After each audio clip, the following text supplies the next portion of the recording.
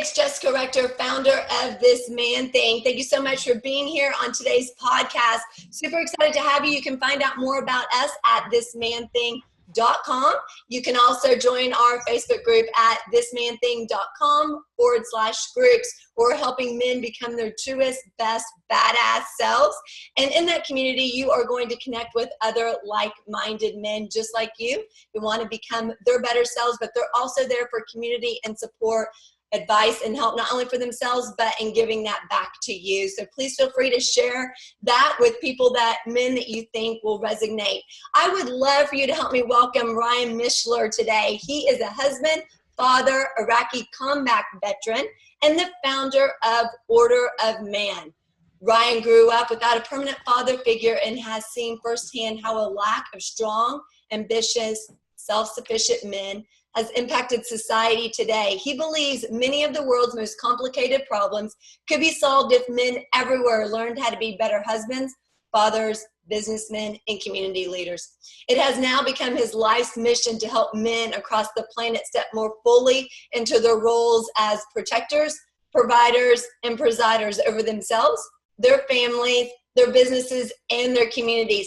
You can find him blogging and podcasting at Order of Man, where he is working to help men become all they were meant to be. Please give me a big warm welcome to Ryan. Woo! Hey, Jessica, how are you? Thanks so much for being here. Yeah, you bet. Glad to be here.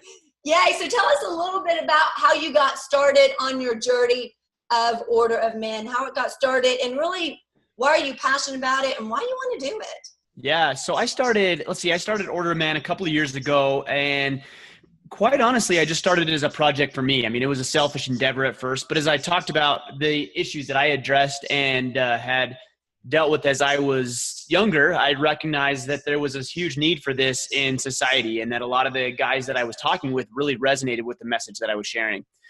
So yeah, that's when it became more of a full-time endeavor for me, and we really ramped up what we were trying to do and the reach that we had. But I grew up without a father figure. You mentioned that in the intro. I had my mother and my father split when I was 3 years old. I had a alcoholic stepfather come into my life, never abusive, but just not really present as a father. I had another stepfather come into my life who was verbally and emotionally abusive and, again, just wasn't present. So I really floundered and wandered around with this whole idea of being a man and how to be a man. It all came to a head when I got married and I started to have kids. I didn't know how to show up fully as a father and as a husband, and nearly lost my marriage, nearly lost my wife and my son. Fortunately, we salvaged that. We will be married 13 years this year. So I've learned a lot of things along the way. I'm still on this journey. I never put myself out as the expert, but just somebody who wants to learn. And I'm willing and able and ready to learn how to be a better man. And if I can help people, help men on their journey, then that's what we're trying to do and trying to accomplish within Order of Man. So tell me, because as a single mom to a little boy and that man is not in his life at all, so how can we, if we're a single mom, instill those things in boys? And how does it, because you said you didn't have a permanent father figure, how does it affect you not only as a child, but as you grow up and become this man? Like, give me some real world examples of how it manifested in your life, maybe without you even realizing it was. Yeah, that's a really good point. And it's difficult. And I know a lot of people might get upset when I say things like a woman can't necessarily teach a boy how to be a man, but that's the reality. Just like a man can't fully teach a young girl how to be a woman. Sure, there's elements that cross over and there's things that you can teach, but at the same time, my mom always had a lot of great insight with me and my sister, specifically me, and getting me involved in sports. And getting me involved and being around other boys and other men. And so I had coaches in my life. I was really involved in Boy Scouts. I joined the military when I was really young. These were all opportunities for me to be around other men and to see how men interacted with each other and how they showed up in the world. So that was great insight on her part. One of the things that I look back on and wonder what would have been different for me is my level of confidence. I really felt like my confidence, and I don't know if that was because I didn't have a father figure in my life, or is that might have just been my personality, but I always felt awkward. I always felt out of place. I didn't really have a lot of close friends. And so my confidence suffered. And for a long time, I really tried to please other people because I wanted to be accepted. I wanted to be appreciated by them. And that's changed. You know, it's always nice to get that acceptance and that praise, if you will. But at the end of the day, that's not what drives me anymore. And part of that journey for me is doing things the way that I want to do them, and learn to be comfortable with who I am and really share my message and adhere to the things that I believe are true and not worry about what other people think, which has built my confidence and helped me to grow that level of confidence and succeed in a lot of different areas of life. But do you think that that's really more about the person and not that there wasn't a permanent father figure in your life? Because I know men and women alike that don't have confidence, that have no idea who they are, who and they have both parents in the household. Sure. So I'm wondering if maybe that's not even whether there was a man in your life, but what you were taught, what you saw in the world, how you were showing up in the world as a kid. Not to say that if you had a father figure, it wouldn't be different, but there are people who have both parents and they're still showing up exactly how you described. So how do you think it would have changed in your life if you would have had a father figure? Because here's what I also think. You could have had a father figure in your life who didn't have the confidence that you needed to see as a role model in order for you to have a confidence as a young kid. Because if you had confidence as a young kid, that's just going to build and build and build, right? But if you don't, then it makes it that much harder to have confidence as an adult. So when you're saying that, I'm sitting there thinking, but if you had a father figure in your life who didn't have confidence or didn't show you what it meant to have confidence, would it have made a difference pertaining to your confidence? Yeah, I mean, I don't know. I didn't. So the answer is I don't know. Because here's the deal is, because I could have had a father, you know, there's boys and girls who've grown up without a father figure in their life who are extremely confident, right? So it's like, how do you isolate that that's the thing? Maybe that's just something I've isolated. I can tell you that there's a difference between being a father, right, and being a dad. And so I do see a lot of men. Ryan? Well, I do see a lot of men who can father children. And at the end of the day, it's the ability to make a baby. I mean, that's the bottom line. That's what a father does. But a dad is somebody who's involved. And that's why a stepdad or a dad who decides to adopt a child is still considered dad, even though he may not be Susie or Tommy's biological father. He is their dad because he stepped into that role.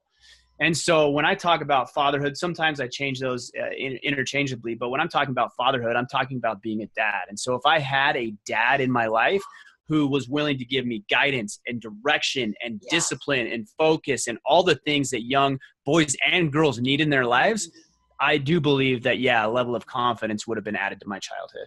I love how you said that, because like I mentioned, the guy isn't in my son's life at all. And I always wonder, what do I call him? Sperm donor? Because really that's exactly. what he was. Like, exactly. And I'm like, he's not a dad because you have to somehow be in there. And so like even father doesn't seem right, but I love how you said father, that just is that you donate sperm. Like, okay, great. So I'm using that from now on. I'm taking that.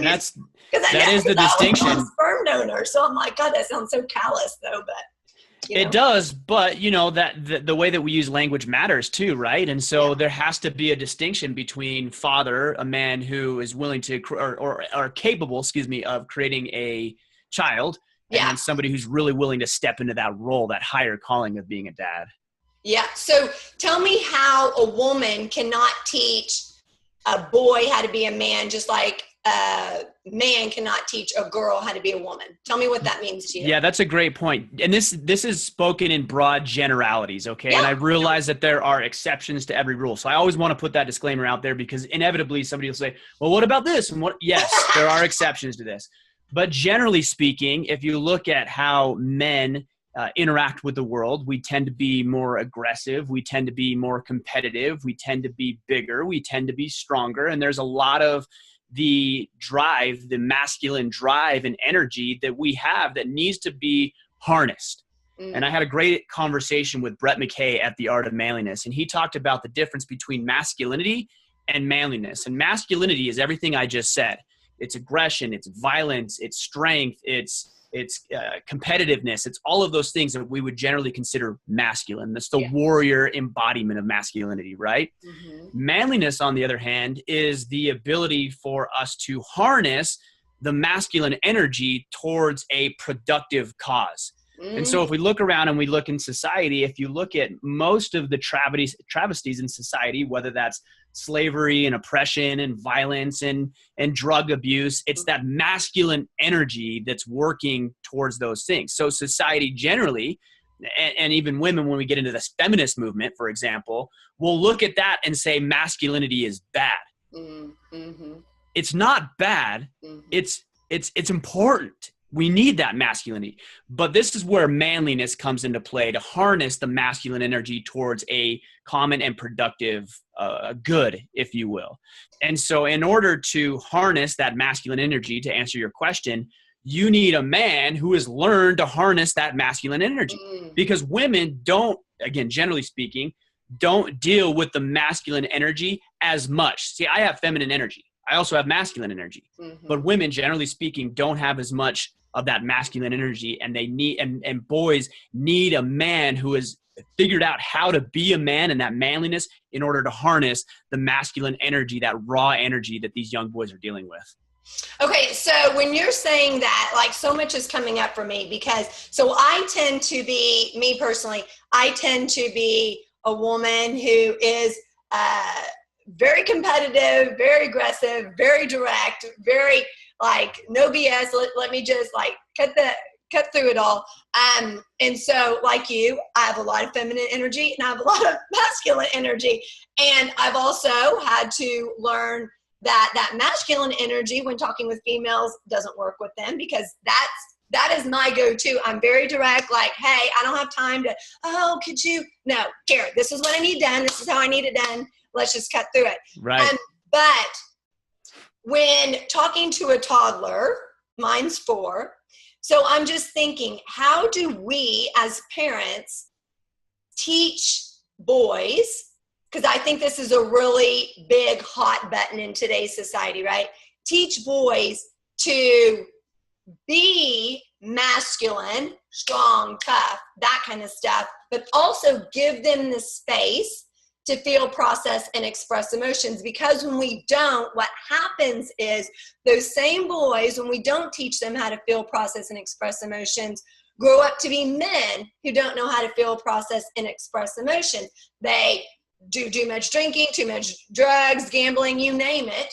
And they bottle it up, so they walk around like a ticking time bomb. Yeah. So it's like that fine line between, you know, the masculine side, but also allowing them the space to be themselves and to process their emotions. Yeah. So what are your thoughts? Well, my thoughts are you have to start with men. I mean, at the end of the day, we have to develop men and teach men to be able to understand their emotions. You're absolutely right. I think most of society would say and believe to some degree that men are not supposed to express emotion. And for me, it's not about suppressing or even expressing emotion. For me, it's about understanding emotion. I'm doing a blog post right now about feeling the fear and even feeding the fear, and understanding that fear is trying to tell you something. It's an indicator. It's not supposed to be suppressed. It's not supposed to be hidden. And it's not even supposed to be expressed. It's supposed to be understood. And so if we can teach men through my work and through your work, how men can express their emotions in a positive way towards masculinity. This is not about being overly sensitive. This is not about crying and showing your emotion when work needs to get done and the job needs to be completed, but it's about using that to complete the task at hand. So if we teach these men how to harness the power of their emotions, then they can step into that fatherhood role, whether that's in a dad role, whether that's in a mentorship, whether that's in an office space, a coaching role, where now we can teach boys how to harness those emotions because we as men know how to harness those emotions. How do you teach men to understand that when they've never been given the tools or the strategies to understand that. And they've had 30, 40, 50 years of never doing that. You ask, simply ask. I think there's too many people that are saying, do this, do that, do it this way, do it that way. You're not doing it right. You're doing this wrong. Instead of saying, tell me how you feel. Oh, you're upset. Why does that bother you? Hey, how come you're so happy right now? Like simple questions that will unlock what guys have been feeling forever and have been told not to express. Mm-hmm. So, and this is coaching stuff. So when I go into our groups or on Facebook or whatever it may be, and somebody says, I'm upset about XYZ, my response is, you shouldn't be upset about that. It's, why are you upset about that? Let's figure it out, because if we can figure that out, now we can start moving towards a solution that's going to be in your best interest and the best interest of the people that you serve. So I think we've got to be very, very careful of offering solutions to people so quickly and allow them to come up with the solutions for themselves, because they have it within them. It's just been suppressed for so long. That is powerful. That is really powerful, because I think what people tend to do is say, why don't you do this? Why don't you try this? As opposed to exactly what you're saying. Well, why are you feeling that way? Because a lot of times their initial maybe gut response will be, well, I don't know. And my response is always, yes, you do know. You probably know. But allow yourself to verbalize it, to say it, because they don't give themselves permission to verbalize it, to say it. And, there's a lot of men that I've worked with that feel mad or sad or disappointed, and then they're mad at themselves because they're mad or they're sad or they're disappointed.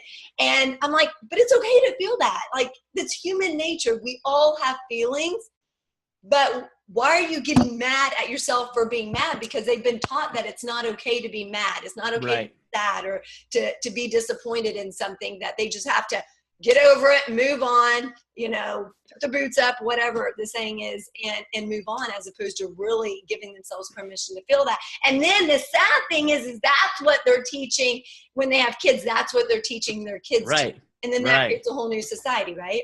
And well, and I think the difference for, maybe it probably said difference, but it's probably not, is, again, I come back to this emotion conversation. And I think what we've been led to believe, that if you're showing emotion, that you're not productive. And that's true in a lot of cases. Like,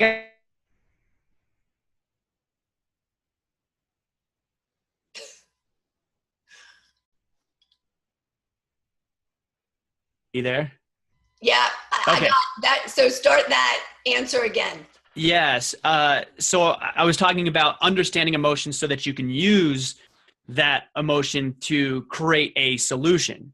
And there's too often we use emotion, or we express emotion, or we even allow our children to express emotion in a way that's not constructive. And that's where it becomes a problem. So if I have my son, for example, and he's crying about something, and I just open it up to this quote unquote safe space to allow him to cry, yet not really understand that emotion that he can use to be productive, then I'm not doing him service that way either. So I think there's opposite ends of the spectrum. My thought is that if my kid or whoever, I was going to say, I've seen grown men and women who are crying and babbling about whatever it is they're babbling about, and yet they're not working on a solution. It's like, I'm upset. Why are you upset? I don't know. I'm just pissed off. It's like, well, what are you going to do with that information? I'm just going to be pissed. Okay, well, that doesn't help. Or I'm really sad. Okay, why are you sad? I don't know. Life is horrible. I'm just sad. Well, why? I don't know. Okay, that's not positive expression of emotion. Right. I'm sad. Why are you sad? Well, I'm sad because I had an argument with my wife or my husband. Okay, what did you have an argument about? Well, we had an argument about this. And then you start really peeling that layer back so that you can not have that argument in the future, so you don't feel that emotion the same way you did 10 minutes ago or whatever it may be. And I think that's so powerful, even like giving the other person permission, even if you know why they're mad, but giving them permission to actually verbalize it. And something that was extremely powerful, and, when I was still very, very much learning. I mean, children are the best learning lessons ever, but at least my son is, and he's only 4, but absolutely. He kept banging, hitting, like just fighting, like wanting to hit me. And at first, the madder he got, the madder I got. I was like, no, you do not hit me. And that was just my, like, you want to fight? I'll fight. Let's go. Yeah. And what I realized is, Jessica, this is not working. This is not solving anything, because he gets mad, you get mad, he gets mad, and then it just builds up. Nothing works, right?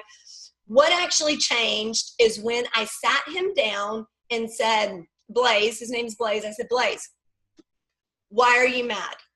Of course, I already knew, or I said, what's wrong? Because I already knew he was mad, but I wanted him to say he was mad. I said, what's wrong? And he said, I'm mad.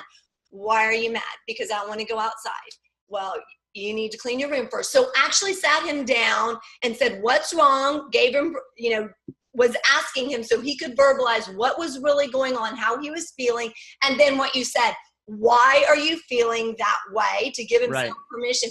And I afterwards, it like dawned on me, Jessica, that's just about communication, as opposed to putting words in his mouth, as opposed to fighting back. And he has never done that again. Yeah. And that works with adults too, though. And think about this, like, I'm going to use that scenario, because I'd be mad. Like, if I wanted to go outside and I couldn't go outside for whatever reason, I'd be mad too. Like, that's not a child thing. That's a human thing. Right. But now with a child or anybody else, if you can link that emotion of anger towards, hey, I want to go outside, and then come up with a solution of, okay, in order for me to go outside, I need to do X, Y, and Z. In this case, clean his room. Cool. You don't need to be mad anymore. Clean your room, go outside. The result is because of that effort, right? Yes. But I think so often that we fill in the blank for other people. We say, okay, you're mad or you're sad or you're angry. We fill in the blank. And then we tell them, here's the solution. So I think what you're saying about letting them verbalize how they're feeling and why, giving them the word, giving them permission to come up with their own words for it. There is a lot of power in that. And the person saying, this is how I feel and this is why I feel it, because then they can do it again and again and again. And that is liberating for them. And they don't even realize that they need that liberation, that freedom to do that, to express themselves like that. Yep, absolutely. Absolutely. What do you think is the number one thing that men struggle with the most, or that they have their biggest challenge? Well, we talked a lot about the emotional side of things, but I think the other side is communication. Like, it's very difficult sometimes for us to communicate because, again, we use that masculine energy and we try to force everything, right? We try to force, and it doesn't work out, and people don't respond the way we'd like them to respond. And then we get more upset and more masculine energy, and that becomes a problem, versus learning how to be an assertive communicator, right? So we have 4 communication styles. We have the aggressive communicator. You have the passive communicator. That's the guy that gets railroaded all the time, that gets stepped on and allows everybody to trample him, isn't willing to say what needs to be said and what he feels. Then you have the passive aggressive person who is cracks the jokes and is sarcastic, and there's a little bit of truth to everything they say, but they try to veil it with this humor, and it ends up just pissing people off. And then you have this 4th component, which is the assertive communicator. And that assertive communicator is the man who knows what he wants. He can say what he wants to say. He can do it tactfully in a way that allows him to express what he needs to express without pissing people off or rubbing people the wrong way, but still fulfill his needs. And I think if more men learn how to be more assertive in their communication with their wives and with their kids and coworkers and bosses and colleagues, we see a lot of these problems go away. And what's interesting is when you were sitting there describing that, I was like, but the assertive communicator also sounds like the most confident of that. And people love confidence. Women love confidence. Women do not want a yes man. As much as the yes man may think that that's what women want, that's not attractive. That's not sexy. We want someone who's confident, who can stand in their power, who can say, yes, absolutely, if they feel that, and who can also call BS when it needs to be called. We don't want someone who we can walk all over, because that doesn't help us as women become better versions of ourselves. We need to be challenged. We don't need someone that no matter what we say, you're just going to agree with, because then we know that we can pretty much do anything. I mean, that's not for me, I will speak for me, that is not a fulfilling life for me. Right. And I think most women would agree. But the thing is I think men get that way and they don't know how to be anything else, because they've said, well, this got to be what she likes because this is how I've always been. When in fact, that's what we don't like at all. Yeah, great point. Person. There's a really good book by Dr. Robert Glover. I don't know if you've read it or seen it. No More Mr. Nice Guy. Yeah, I'm Yeah. actually, yeah, I have an interview with him. Yeah. Coming Oh, up. good. Yeah. Yeah. And we interviewed him not too long ago, and it was one of our most popular episodes because there's a lot of men out there that feel exactly the way that you just described, and they don't know how to overcome that when people are looking for that level of assertiveness and confidence in a partner or a spouse or an employee or a boss, whatever it may be. And I think that there's a lot of fear in that. If you've been that way your whole life and your wife expects you to show up that way, or girlfriend or family, and then you becoming a better version of yourself, meaning you gain more confidence, that can be scary because you're of the unknown, right? But also, how are people going to respond to that? Because you've been Mr. Nice Guy this whole time, and that can drive a wedge between family or your wife because they're like, whoa, what is that? That's not what I signed up for. I thought you were X, Y, and Z, and now you're Mr. Confident. But that's what we really want. We want that confidence. Right. Yep. It is. It's hard. I mean, anytime you're going to change, it's going to be difficult. You're going to run up to what Stephen Pressfield refers to as the resistance. And to come back to the emotional conversation we were having a minute ago, you're going to be afraid of doing that. But that fear is not to be run from. It's to be understood. And that fear is evolutionary programming. It has a very difficult time distinguishing between what will kill us and what's going to push us outside of our comfort zone. And so what ends up happening is we interpret fear as running from a saber-toothed tiger to stay alive, right? Because that's the human's job, first and foremost, is to stay alive. When in all reality, it's very unlikely that you're going to be facing anything that will kill you. It's just going to push you and stress you outside of your comfort zone. But that's what we automatically go to. Of course. Fear. Of course. Right? It's one, our brain doesn't know how to distinguish. It's one and the same. Is the extreme, right? So what can men do to gain that confidence that we're talking about? What can they do? Because if they've always been showing up a certain way and they're scared that if they start showing, and I always tell the men that, hey, here's the thing, that you're not confident because you're more concerned about what other people are going to say, do, or think. And as opposed to yourself, like their opinion matters more than your own. And I believe that men need to stand more in their power, not to say like, I don't care, but get to the point of saying, I don't care. So where everyone else in the room can be saying no, and you stand at the front saying yes, because you're that resound in who you are at your core, and you know who you are. And one of the things that I found, I don't know if you found this too, but one of the things that I found with men is if you ask them who they are, they really don't know. Like, meaning if you strip away their career and the roles they play. So if you strip away father, husband, provider, employer, employee, who are they at their core? Because I'm of the belief that I've been put on this earth to be Jessica Rector. I happen to be Blaze's mom, but I'm here first to be me. I believe, Ryan, you're here first to be you. If you don't take care of you, you can't take care of your wife and your children. But men oftentimes don't know who they are. And so what can they do to build that confidence and find out who they are in the process? Well, the reality about confidence is we're missing a component on this conversation because confidence is earned. Like, you don't get to just have confidence just because you want it. Like, you have to earn it.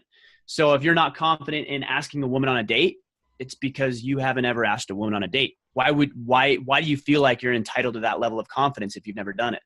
If you're not confident with your body and stepping into the gym for the first time in 10 years, well, that's probably founded in reality. Like, you haven't earned the confidence that comes with going to the gym and losing weight and getting in shape. Like, this is, to me, it's like, I don't know why we feel entitled to confidence. So that being said, there's a third component to this, and that is courage.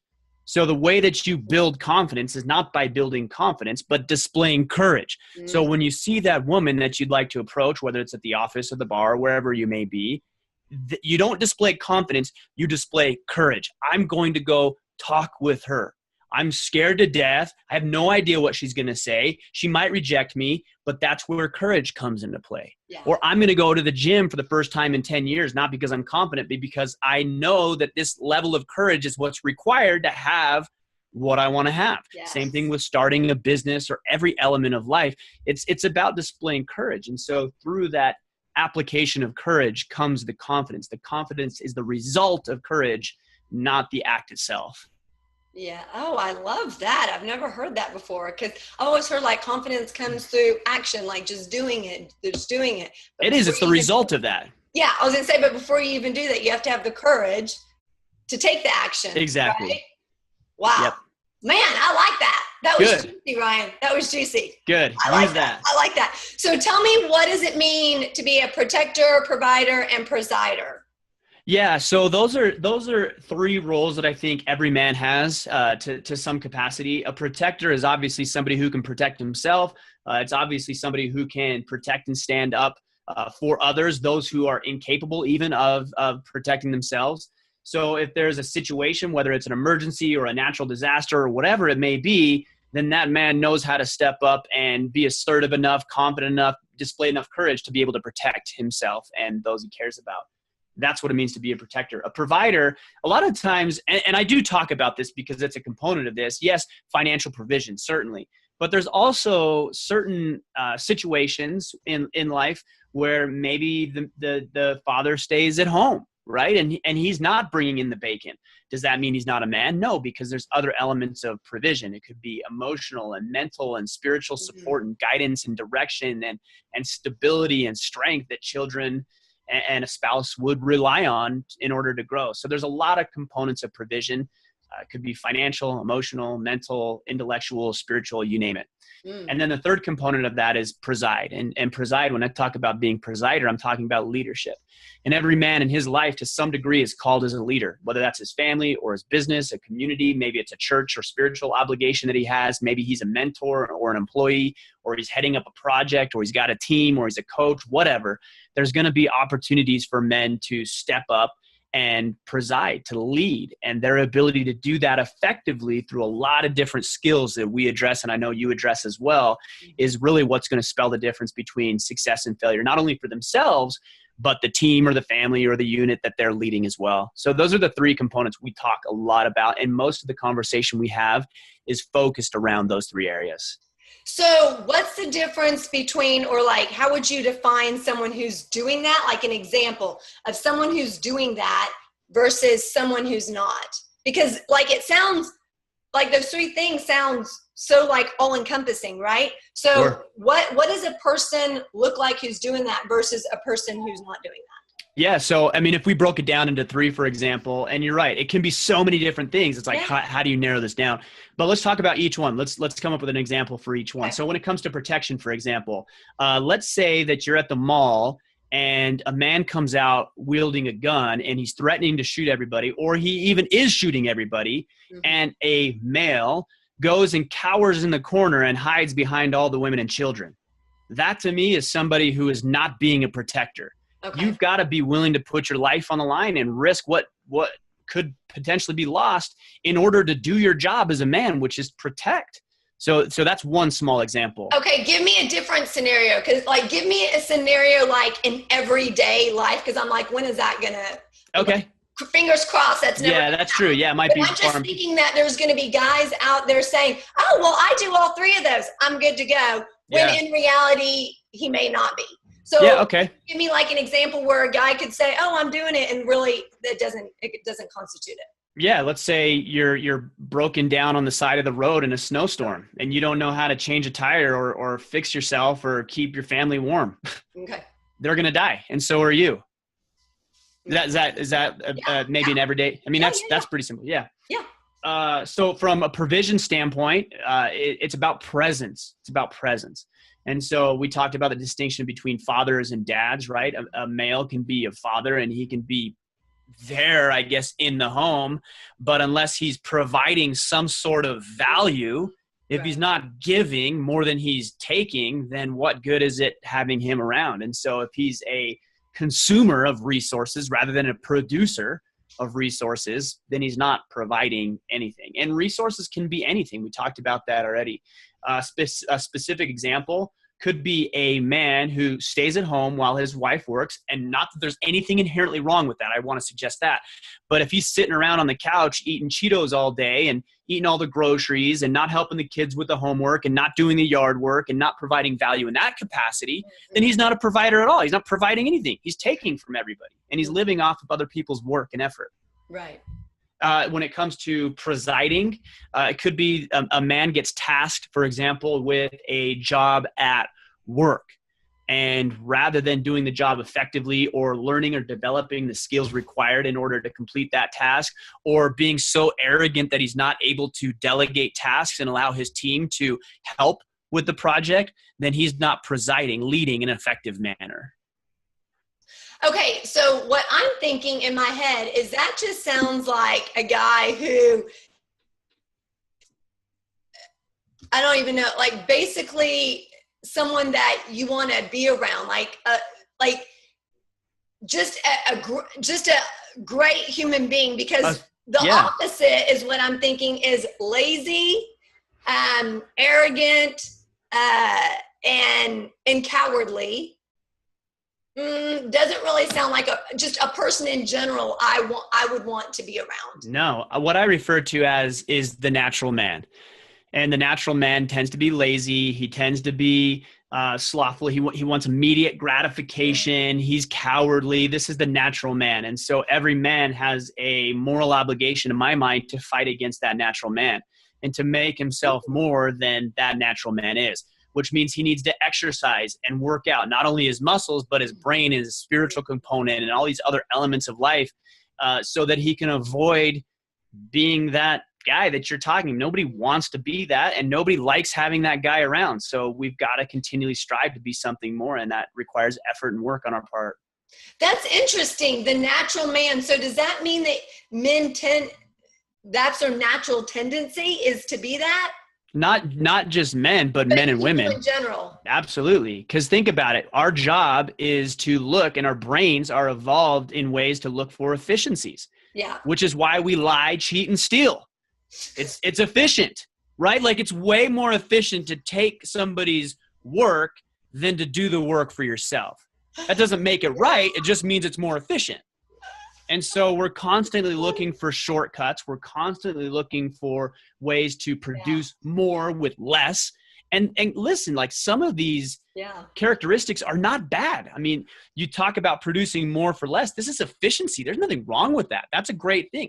Like, if I can put out a podcast and reach 1 million people rather than just have a one-on-one conversation, there's nothing wrong with that. Of course. But if we take it to the extreme and we want everything with nothing in return, it becomes a problem. And that's where this natural man comes in. See, you and I are not that different. We don't think that different. I'm like, well, gosh, the opposite of what you're describing sounds like who would want to not only be around that person, who really wants to be that person. I don't think anybody wants to be the quote unquote natural man. I don't think anybody says that's my life's ambition, but I think people get stuck. And then for me, it's like that conversation they play over and over and over in their head of, I don't know if I can do it, or maybe I don't deserve more, or I don't know how to do it. And so they just keep doing the same thing over and over and over. I don't think they want that. No. They just keep replaying, I don't know how, I can't, like that negative conversation that keeps everyone stuck and complacent and unfulfilled and unhappy. They just need to tune into what's really at their core and not allowing what I always say, like what other people think, because that negative internal conversation didn't come from us. It came from outside sources when we were younger. They just need to know how to stop that internal conversation and take action on it. Well, and the other part of it too is they need somebody who's not going to enable them. See, the reality is these people that live off the system and they don't work and they don't put forth any effort, and they're constantly just a drain on society in general. The reality is they're surrounded by I call it support system, a system of people who are allowing them to behave that way, whether that's the government or their family or a friend, like, oh, I don't know how to figure this out. It's okay. I'll do it for you. No, bull. You're going to do it yourself, and you're going to figure it out because you have the power to do it. You just need to do it and recognize and develop this new pattern of behaving.